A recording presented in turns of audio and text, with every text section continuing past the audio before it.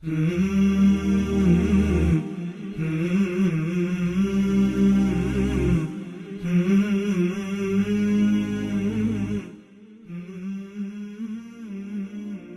علیکم ورحمۃ اللہ وبرکاتہ۔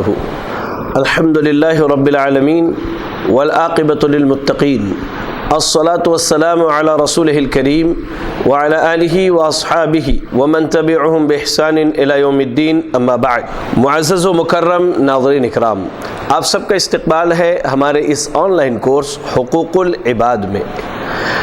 ناظرین، آج یہ ہمارا چوتھا ایپیسوڈ ہے اور الحمدللہ اس سے پہلے کے ایپیسوڈ میں میاں بیوی کے متعلق ان بنیادی اور اہم حقوق و واجبات کا تذکرہ کیا گیا تھا جن کی پابندی اور پاسداری ہر مسلمان کے لیے ضروری ہے۔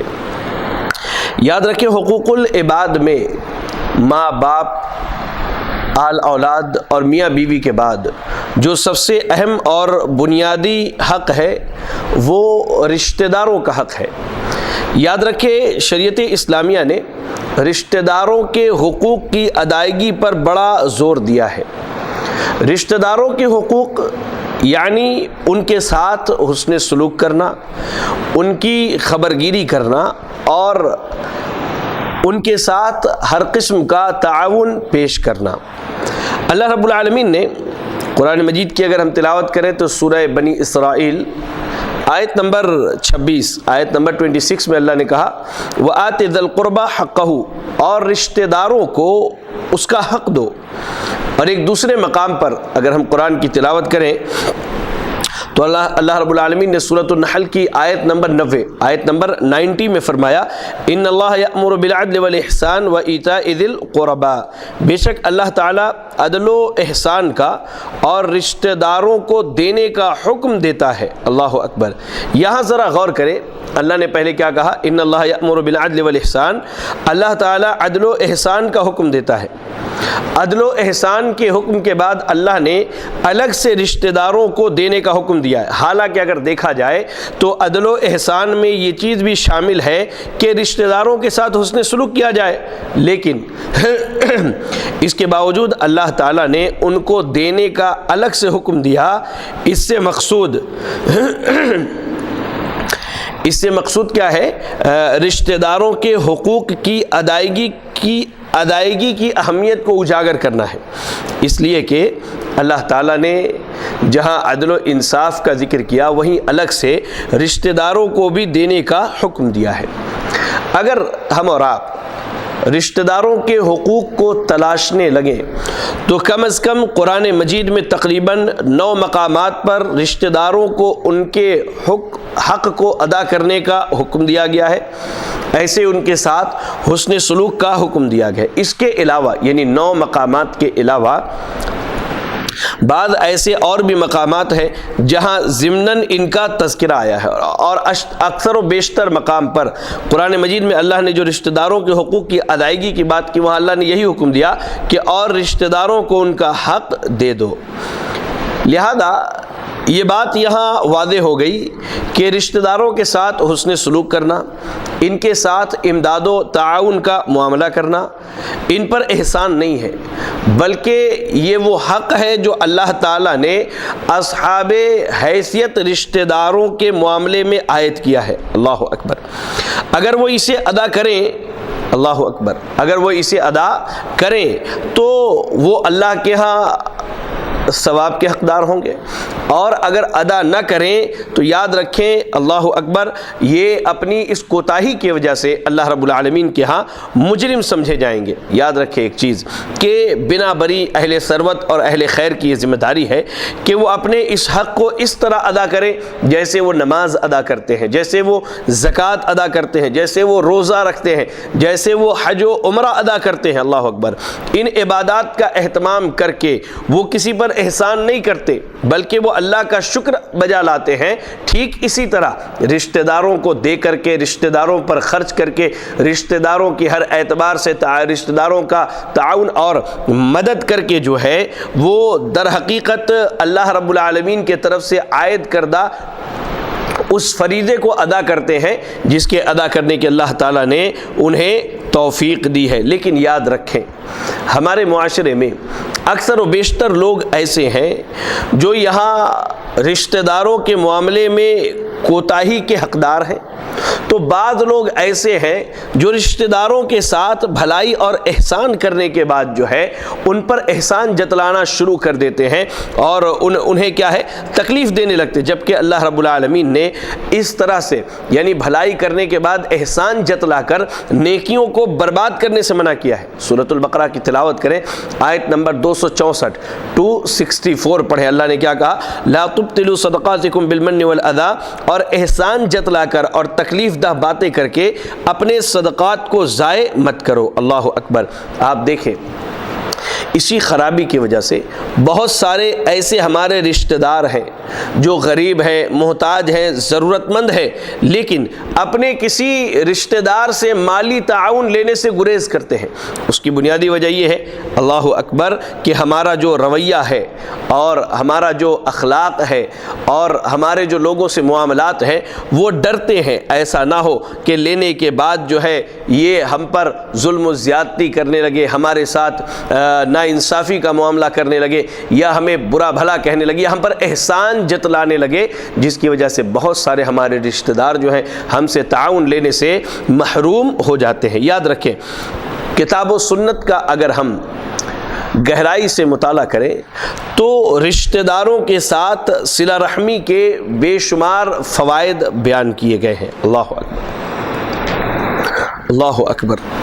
ایک چیز یاد رکھیں کہ رشتہ داروں کے ساتھ حسن سلوک کرنے کی جہاں شریعت نے بہت ساری فضیلتیں بتلائی ہیں، وہیں ایسے لوگوں کے لیے جو رشتہ داریوں کو کاٹتے ہیں، رشتہ داریوں کو توڑتے ہیں، رشتہ داروں کے جو حقوق اللہ نے ان پر عائد کیے ہیں انہیں ادا نہیں کرتے، تو اللہ تعالیٰ نے ایسے لوگوں کو بہت سخت عذاب سے ڈرایا ہے۔ آئیے میں آپ کو رشتہ داروں کے ساتھ صلہ رحمی کرنے اور ان کے حقوق کی ادائیگی پر اللہ تعالیٰ نے کیا اجر رکھا ہے یا کیا وعید سنائی ہے، ان دونوں پہلو کو اجاگر کروں۔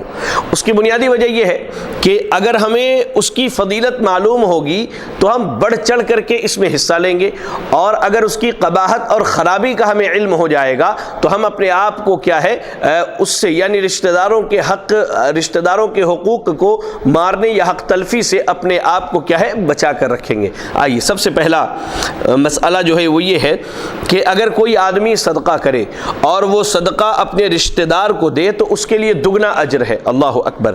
دیکھیے نبی اکرم صلی اللہ علیہ وسلم ارشاد فرماتے ہیں الصدقۃ علی المسکین صدقۃ وہی علی ذی الرحم سنتان صدقۃ وصلۃ، کسی مسکین پر صدقہ کرنا صرف صدقہ کرنا ہے، اور یہی صدقہ کسی غریب رشتہ دار پر کیا جائے تو اس کی حیثیت دو گنا ہو جاتی ہے، ایک تو صدقہ کرنے کا اجر ملتا ہے اور دوسرا اپنے رشتہ دار کو دیا، لہذا صلہ رحمی کا اسے اجر دیا جاتا ہے۔ یہ حدیث جامع ترمذی کی ہے، حدیث نمبر 658۔ آئیے میں آپ کو ایک اور حدیث سناؤں۔ ام المومنین سیدہ میمونہ رضی اللہ تعالی عنہا نے اپنی ایک لونڈی آزاد کر دی اور رسول اللہ صلی اللہ علیہ وسلم کے سامنے یہ ذکر کیا کہ اللہ کے رسول صلی اللہ علیہ وسلم میری جو لونڈی تھی میں نے اسے آزاد کر دیا، تو اللہ کے نبی صلی اللہ علیہ وسلم نے فرمایا لو اعطیتها اخوالک کان اعظم لک اجری، اگر آپ یہ لونڈی اپنے ماموں کو دے دیتی تو آپ کے لیے زیادہ اجر کا باعث تھا۔ یہ حدیث صحیح مسلم کی حدیث نمبر 999۔ اللہ اکبر۔ ذرا غور کریں، اللہ کے نبی صلی اللہ علیہ وسلم نے کہا کہ آپ نے جو غلام آزاد کیا اچھی بات ہے، لیکن اس غلام کو آزاد کرنے کے بعد آپ اگر اپنے رشتہ داروں میں سے اپنے ماموں کو دے دیتی جو ضرورت مند ہے، محتاج ہے، انہیں خادم اور غلام کی ضرورت تھی، تو ہو سکتا تھا کہ یہ آپ کے لیے بڑے اجر کا باعث بن جائے۔ اللہ اکبر۔ چلیں اسی طرح ایک روایت ہم دیکھتے ہیں صحیح مسلم میں ہمیں اور ملتی ہے کہ دو عورتیں نبی صلی اللہ علیہ وسلم کے پاس آئیں اور انہوں نے پوچھا کہ وہ زکوٰۃ کی رقم اپنے خاوندوں اور اپنے پاس زیر پرورش یتیم بچوں پر خرچ کریں۔ اللہ اکبر۔ دیکھیں شریعت کا یہ بڑا حسن ہے کہ اسلام نے عورت اگر مالدار ہے تو اسے اس بات کی اجازت دی ہے کہ وہ اپنے شوہر پر مال کو خرچ کر سکتی ہے، حتیٰ کہ اپنے شوہر کو زکوٰۃ کا مال دے سکتی ہے، لیکن اگر عورت مجبور ہے تو شوہر زکوٰۃ کا مال نہیں دے گا بلکہ اس کے واجبی حقوق جو ہیں ان کو ادا کرے گا۔ تو دو عورتیں آئیں، انہوں نے آ کر کے نبی اکرم صلی اللہ علیہ وسلم سے سوال کیا، اللہ کے رسول صلی اللہ علیہ وسلم ہمارے شوہر کیا ہے محتاج ہیں اور ہمارے پاس یتیم بچے پرورش پاتے ہیں، تو ہم جو زکوٰۃ کا مال نکالتے ہیں، اپنے مال میں سے جو ہم زکوٰۃ نکالتے ہیں، تو کیا ہم ان دونوں کو دے سکتے ہیں؟ تو اللہ کے نبی صلی اللہ علیہ وسلم نے کہا لہما اجران، اجر القرابۃ و اجر الصدقۃ، ان کے لیے دگنا اجر ہے، رشتہ داری کے حق کی ادائیگی کا اجر اور صدقہ کرنے کا اجر۔ یہ حدیث صحیح مسلم میں، صحیح مسلم حدیث نمبر 1000۔ چلیں، پہلی چیز کیا ہے کہ اگر رشتہ داروں کو دیں گے انشاءاللہ تو اس میں دگنا اجر ہے۔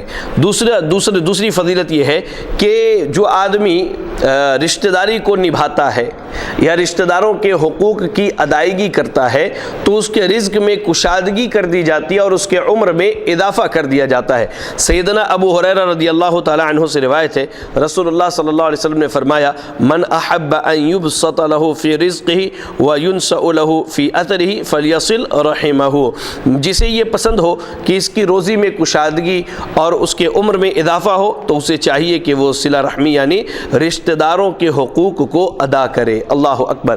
اب دیکھیں کہ ہماری اکثریت کیا ہے، ہماری اکثریت جو ہے وہ بڑی پریشان حال رہتی ہے، اور پریشانی کا عالم یہ ہے کہ وہ رزق میں تنگی کی شکایتیں کرتے رہتے ہیں۔ تو اللہ کے رسول صلی اللہ علیہ وسلم نے فرمایا جو آدمی یہ چاہتا ہے کہ اس کے رزق میں کشادگی کر دی جائے، رزق کو بڑھا دیا جائے، رزق کا معاملہ وسیع کر دیا جائے، تو اسے چاہیے کہ وہ اپنے رشتہ داروں کو دے، رشتہ داروں پر خرچ کرے۔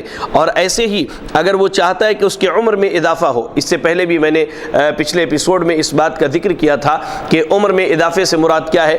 عمر میں اضافے کا دو معنی ہے، ایک تو اللہ تعالیٰ نے جس فرشتے کو عمر لکھنے پر اور اس کی حیات لکھنے پر مقرر کہ اللہ نے اسے یہ حکم دیا ہوتا ہے کہ اگر اس نے رشتہ داروں سے صلہ رحمی کی تو کیا کرنا ہے، اس کے عمر میں اضافہ کرنا، اور اگر نہیں کیا تو اس کی عمر اتنی ہونی چاہیے۔ ایک معنی محدثین نے یہ بتلایا ہے۔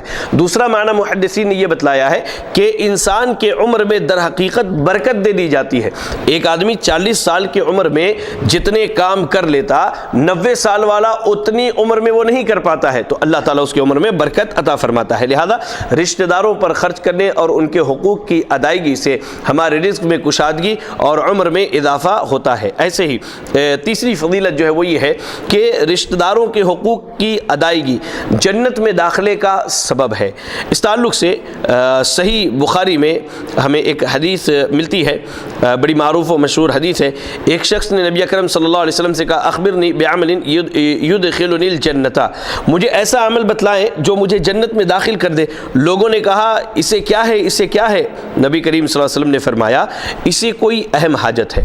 پھر اس کے سوال کے جواب میں فرمایا کہ تعبد اللہ ولا تشرک به شیئا وتقیم الصلاۃ وتؤتی الزکاۃ وتصل الرحم، کہ تم صرف ایک اللہ کی عبادت کرنا، شرک نہ کرنا، نماز پڑھنا، زکوٰۃ کی ادائیگی کرنا اور رشتہ داروں کے ساتھ، قرابت داروں کے ساتھ صلہ رحمی کرتے ہوئے ان کے حقوق کو ادا کرنا۔ یہ حدیث بخاری کی ہے، حدیث نمبر 1396۔ چلیں، لہذا رشتہ داروں کے ساتھ ان کے حقوق کی ادائیگی کیا ہے؟ جنت میں داخلے کا سبب ہے۔ ایسے ہی رشتہ داروں کے حق کو مارنا، ان کی حق تلفی کرنا، ان کے حقوق کو ادا نہ کرنا، یہ جنت جانے کے رکاوٹوں میں سے ایک بڑی رکاوٹ ہے۔ میں آپ کو بتلاؤں، سیدنا جبیر ابن مطعم رضی اللہ تعالی عنہ سے روایت ہے، کہا اللہ کے نبی صلی اللہ علیہ وسلم نے فرمایا لا يدخل الجنت قاطع، قطع رحمی کرنے والا جنت میں نہیں جائے گا۔ یہ حدیث بھی صحیح بخاری کی حدیث نمبر 5984۔ اللہ اکبر۔ اور یاد رکھیں رشتہ داری کو جہاں توڑنے والا جنت میں نہیں جائے گا، وہیں رشتہ داروں کے حقوق کو نہ ادا کرتے ہوئے ان سے قطع تعلقی کرنے والا، ان سے رشتہ داری کو توڑنے والا دنیا میں ہی فوری سزا کا مستحق ہوتا ہے۔ آپ پڑھیں اس حدیث کو جس میں سیدنا ابو بکرہ رضی اللہ تعالیٰ عنہ نبی اکرم صلی اللہ علیہ وسلم سے روایت کرتے ہیں کہ آپ صلی اللہ علیہ وسلم نے فرمایا ما من ذنب اجدر ان يعجل اللہ لصاحبہ العقوبۃ فی الدنیا مع ما يدخر له فی الآخرہ من البغی وقطیعۃ الرحم۔ ظلم و زیادتی اور قطع رحمی یعنی رشتہ داروں سے رشتہ داری توڑنا، ان کے حقوق کو ادا نہ کرنا۔ کہتے ہیں کہ ظلم و زیادتی اور قطع رحمی دو جرم ایسے ہیں کہ اللہ تعالیٰ آخرت کی سزا کے ساتھ ساتھ ساتھ دنیا میں فوری سزا بھی دیتا ہے۔ ان دو جرموں کے علاوہ اور کوئی جرم ایسا نہیں جس کی سزا کا اللہ تعالیٰ اس طرح اہتمام کرتا ہے۔ حدیث جامع ترمذی کی ہے، حدیث نمبر 2511، اور سنن ابی داؤد حدیث نمبر 4902۔ لہذا معلوم یہ ہوا کہ اگر رشتہ داروں کے حقوق ادا نہ کیے گئے تو اللہ تعالیٰ فوری طور پر دنیا میں بھی سزا دیتا ہے، اور ایسے شخص کے لیے اللہ رب العالمین نے آخرت میں بھی سزا کو تیار کر کے رکھا ہے۔ چلے ایسے ہی صلہ رحمی جو ہے، رحم رشتہ داری جو ہے، یہ اللہ تعالیٰ کے عرش سے لٹکا ہوا ہے، اور یہ اللہ کے سامنے دعا بھی کرتا اور بد دعا بھی کرتا ہے۔ کیسے؟ اب ذرا دیکھیے، اللہ کے نبی صلی اللہ علیہ وسلم نے فرمایا الرحم معلقۃ بالعرش تقول من وصلنی وصلہ اللہ ومن قطعنی قطعہ اللہ۔ رحم صلہ رحمی جو ہے عرش کے ساتھ معلق ہے، کہتا ہے جو مجھے ملائے اللہ اسے اپنے ساتھ ملائے، اور جو مجھے قطع کرے اللہ اسے کیا ہے؟ قطع کر دے۔ یہ صحیح مسلم کی حدیث ہے، حدیث نمبر 2555۔ اللہ اکبر۔ یاد رکھیں ایک چیز کہ اگر کوئی رشتہ دار بدسلوکی کرے، اس کے باوجود بھی اس کے ساتھ حسن سلوک کی تاکید کی گئی ہے۔ اللہ اکبر۔ سیدنا ابو ہریرہ رضی اللہ تعالیٰ عنہ سے روایت ہے کہ ایک شخص نے کہا اے اللہ کے رسول صلی اللہ علیہ وسلم، میرے کچھ رشتہ دار ایسے ہیں کہ میں ان سے صلہ رحمی کرتا ہوں، تعلق جوڑتا ہوں، وہ مجھ سے قطع تعلق کرتے ہیں، میں ان سے حسن سلوک کرتا ہوں، وہ مجھ سے برا سلوک کرتے ہیں، میں بردباری اور برداشت سے کام لیتا ہوں، وہ میرے ساتھ جہالت سے پیش آتے ہیں۔ یہ سن کر آپ صلی اللہ علیہ وسلم نے کہا اگر تم واقعی ایسے ہو جیسا تم نے بیان کیا تو گویا کہ تم ان کے منہ میں گرم راکھ ڈال رہے ہو۔ جب تک تمہارا طرز عمل ان کے ساتھ ایسا ہی رہے گا، اللہ تعالیٰ کی طرف سے ان کے مقابلے میں ایک مددگار تمہارا شامل حال رہے گا۔ یہ حدیث صحیح مسلم کی روایت حدیث نمبر 2558۔ اب ذرا غور کریں کہ آج ہمارے یہاں کیا ہے کہ اگر رشتہ دار نے تھوڑی سی کوئی غلطی کر دی یا کسی معاملے میں ہماری مخالفت کر دی تو ہم پہلی فرصت میں کیا ہے اس سے قطع تعلقی کر لیتے اور اس سے اپنے رشتے کو توڑ دیتے۔ حالانکہ شریعت یہ کہتی ہے کہ وہ قطع تعلقی کرے تو آپ رشتہ جوڑیے، وہ برا سلوک کریں تو آپ اچھا سلوک کیجیے، وہ اگر گالی دے تو آپ اچھے اخلاق کا مظاہرہ کیجیے، وہ مارنے پیٹنے پر آمادہ ہو جائیں تو آپ اپنے آپ کو بھی بچائیے اور اچھے اخلاق کا وہاں مظاہرہ کیجیے۔ یاد رکھیں حقیقی رشتہ داری نبھانا کیا ہے، حقیقی صلہ رحمی کیا ہے، یہ آپ جان لیجئے۔ حقیقی طور پر رشتہ داروں کی حقوق کی ادائیگی کیا ہے؟ سیدنا عبداللہ ابن عمرو ابن عاص رضی اللہ تعالی عنہ سے روایت ہے کہ رسول اللہ صلی اللہ علیہ وسلم نے فرمایا لیس الواصل بالمکافی ولکن الواصل الذی اذا قطعت رحمہ وصلها۔ بدلے میں صلہ رحمی کرنے والا حقیقت میں صلہ رحمی کرنے والا نہیں ہے۔ اصل صلہ رحمی کرنے والا وہ ہے جب قطع رحمی کی جائے تو وہ صلہ رحمی کرے۔ اللہ اکبر۔ یعنی کوئی ہمارے ساتھ بھلائی کرے ہم اس کے بدلے میں بھلائی کریں، کوئی ہمارے ساتھ خیر خواہی کرے ہم اس کے بدلے میں خیر خواہی کریں، کوئی ہم سے اچھی بات کرے ہم اس کے بدلے میں اس سے اچھی بات کریں، کوئی ہمارے ساتھ احسان کرے ہم اس کے بدلے میں احسان کریں۔ یہ حقیقی طور پر صلہ رحمی اور رشتہ داری کو نبھانا نہیں ہے، بلکہ یہ ہے کہ جب لوگ آپ سے رشتہ داریاں توڑیں، جب لوگ آپ سے قطع تعلقی کریں تب آپ رشتہ داری کو جوڑیے اور آپ ان سے قطع تعلقی نہ توڑیے، نہ کیجیے اور ان کے حقوق کو ادا کیجیے، ان کے ساتھ بھلائی اور احسان کیجیے۔ یہ حقیقی طور پر کیا ہے؟ صلہ رحمی ہے اور رشتہ داروں کے حقوق کی ادائیگی ہے۔ اچھا سوال یہ ہے کہ صلہ رحمی کی اتنی تاکید کیوں کی گئی ہے؟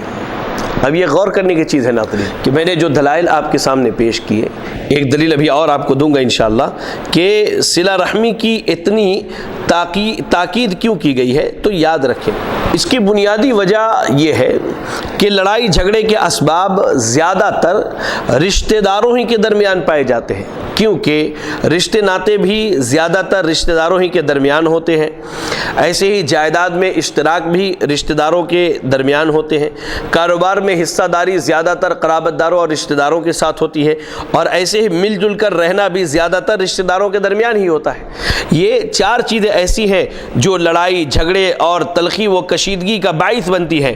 جن کا آپس میں میل جول ہی نہ ہو، جن کا آپس میں کاروبار ہی نہ ہو، جن کا آپس میں وراثت کا حق ہی نہ ہو، جو ایک ساتھ رہتے ہی نہ ہو، تو ان کے درمیان لڑائیاں کہاں سے ہوں گی، ان کے درمیان جھگڑے کہاں سے ہوں گے. لیکن اس کے برعکس جن کی تجارت ایک ساتھ ہو، جن کا رہنا سہنا ایک ساتھ ہو، جن کے وراثت میں حقوق ایک ساتھ ہوں اور جن کے کاروبار ایک ساتھ ہوں، تو واقعی کیا ہے ان کے آپس میں لڑائی جھگڑے ہوتے رہتے ہیں. آئیے میں آپ کو بتلاؤں، اگر رشتہ داروں میں لڑائی جھگڑے ہو جائیں تو ہمیں قطع تعلق ہی نہیں کرنا چاہیے، بلکہ رشتہ داروں کے حقوق کی ادائیگی کی ہر ممکن کوشش کرنی چاہیے. اس کی میں ایک آپ کو بہترین مثال دیتا ہوں کہ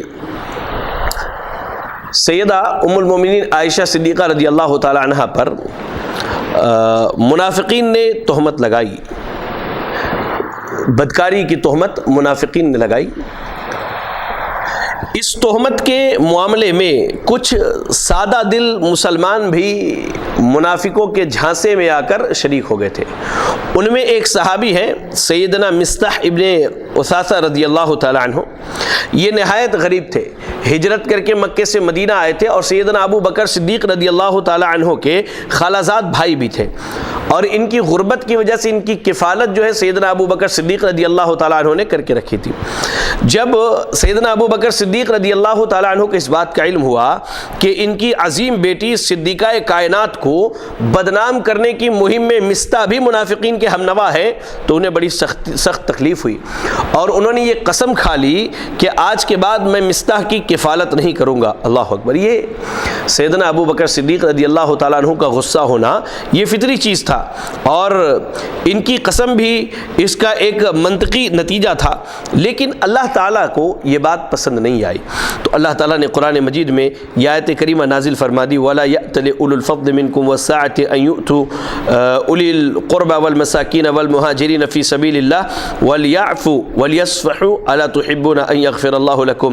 تم میں سے جو صاحب حیثیت اور کشادگی والے ہیں وہ رشتہ داروں، مسکینوں اور اللہ کی راہ میں ہجرت کرنے والوں کی بابت یہ قسم نہ کھائیں کہ ان کو کچھ نہیں دیں گے. ان کو چاہیے کہ وہ معاف کر دے، درگزر سے کام لے. کیا تم یہ پسند نہیں کرتے کہ اللہ تمہارے گناہوں کو معاف فرما دے؟ اللہ اکبر. سورۃ النور کی آیت نمبر 22، سورۃ النور آیت نمبر 22. سیدنا ابو بکر صدیق رضی اللہ تعالیٰ عنہ نے جب یہ آیت سنی تو بے اختیار پکار اٹھے، بلا واللہ انی احب ان یغفر اللہ لی.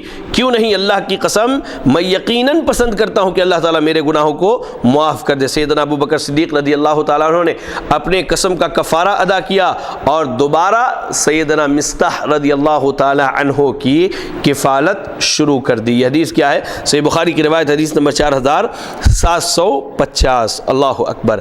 اب یہاں ذرا غور کریں، کیا ہم سے غلطیاں اور کوتاہیاں نہیں ہوتی؟ یقیناً ہوتی ہیں.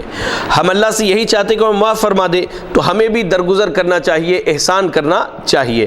لہذا رشتہ داروں کے حقوق کی بڑی اہمیت ہے، جو ان دلائل سے میں نے آپ کو سمجھانے کی کوشش کی. اور یاد رکھیں یہ ہماری ذمہ داری ہے کہ ہم پہلی فرصت میں کوشش کریں کہ ہم اپنے رشتہ داروں کے حقوق کو ادا کریں اور ان کے ساتھ خیر و بھلائی کا معاملہ کریں. اللہ اکبر.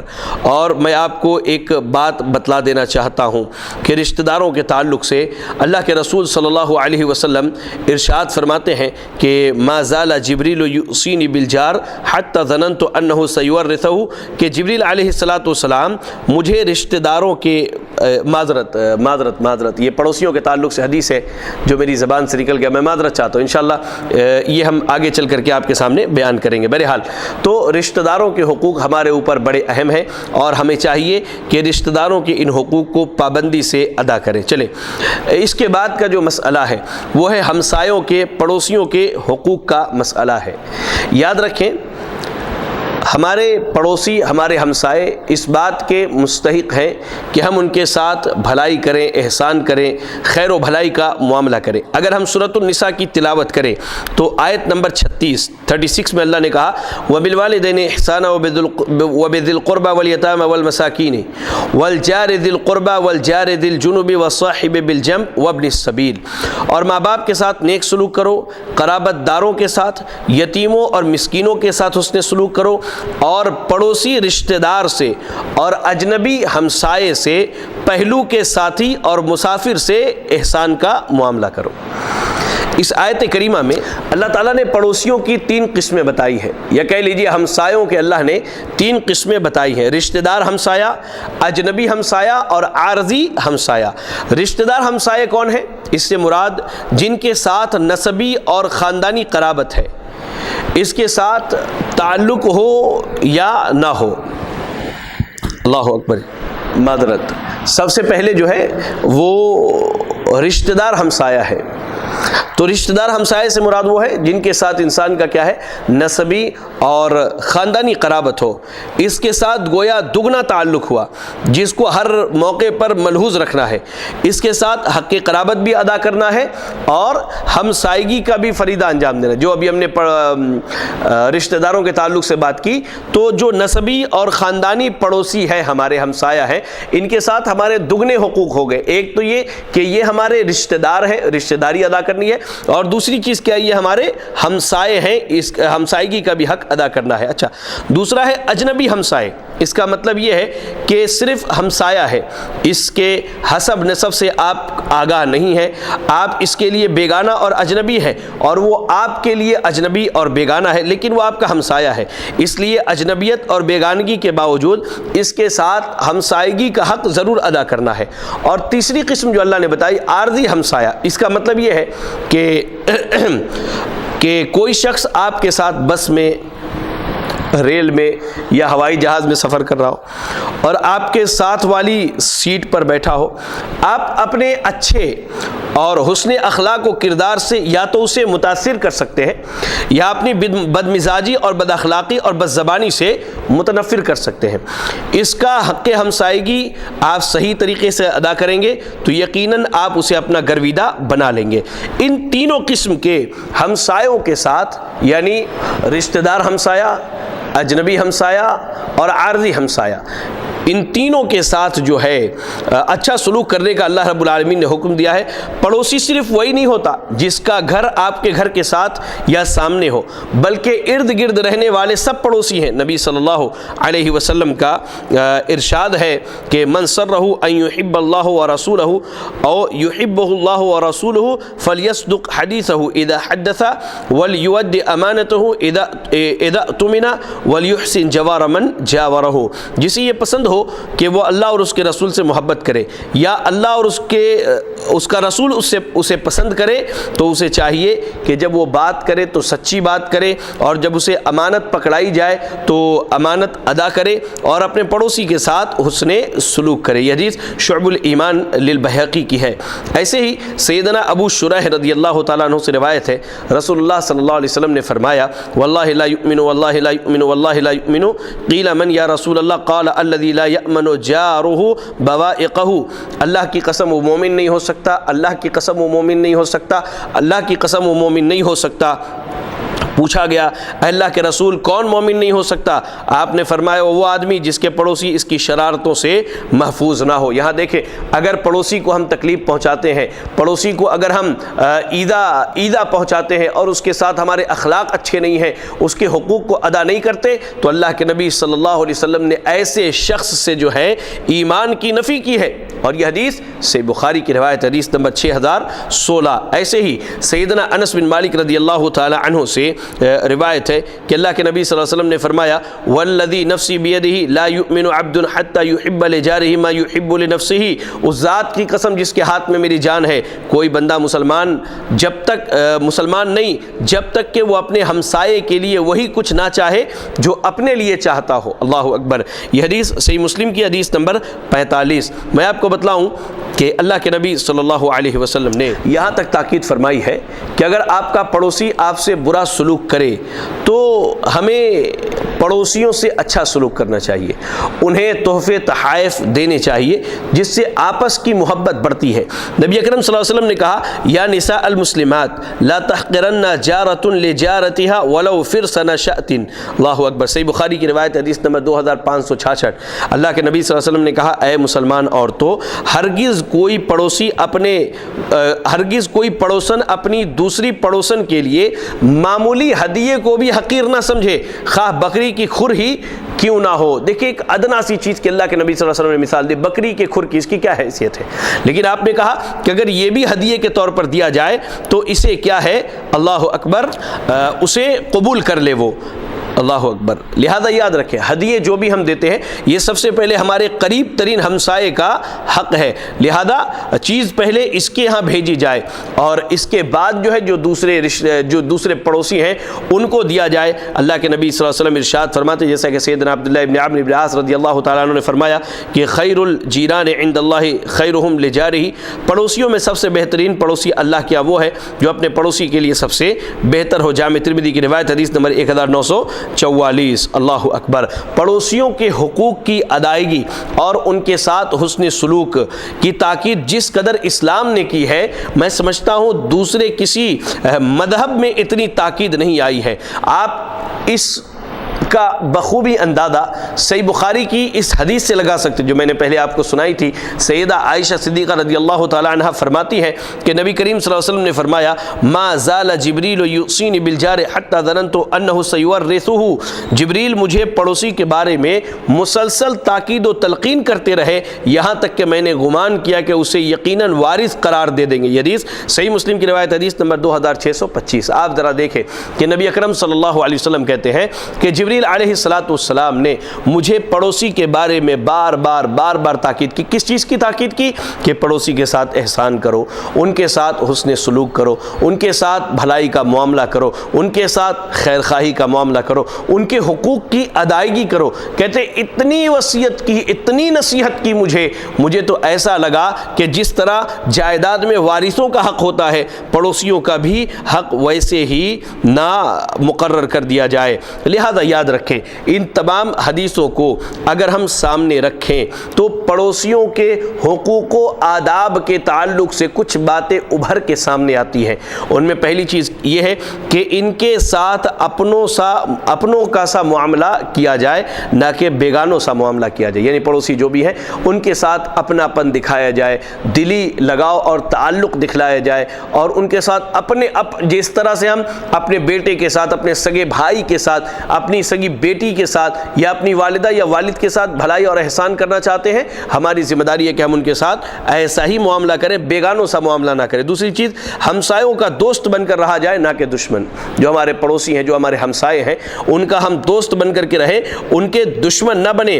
اور تیسری چیز یہ ہے کہ ان کا ہمدرد اور خیرخواہ بن کے رہیں، نہ کہ ان کا بدخواہ اور ان کے معاملے میں بدخواہ اور سنگ دل ہو جائے، نہیں، ان کے لیے اپنے دل کے گوشے کو نرم رکھیں، ان کے ساتھ بھلائی اور احسان کا معاملہ کرے، اور ہمیشہ جو ہے ہمارا رویہ ان کے ساتھ خیرخواہی کا ہونا چاہیے۔ اور اس کے علاوہ یہ حسن سلوک کمال ایمان کے لیے بھی ضروری ہے، اور آخرت کی سرخروئی بھی اسی سے حاصل ہوں گی۔ تو الحمدللہ آج کے ایپیسوڈ میں ہم نے آپ کے سامنے رشتہ داروں اور ہمسایوں کے حقوق کے بارے میں کچھ باتیں بتلائیں۔ دعا کریں اللہ سے کہ اللہ رب العالمین کہی گئی باتوں کو سننے کے ساتھ ہم سب کو عمل کرنے کی توفیق عطا فرمائے۔ اللہ رب العالمین ہمیں رشتہ داروں کے اور پڑوسیوں کے حقوق کی ادائیگی کی توفیق عطا فرمائے۔ آمین وآخر دعوانا ان الحمد للہ رب العالمین۔ جزاکم اللہ خیرا۔ السلام علیکم ورحمۃ اللہ وبرکاتہ۔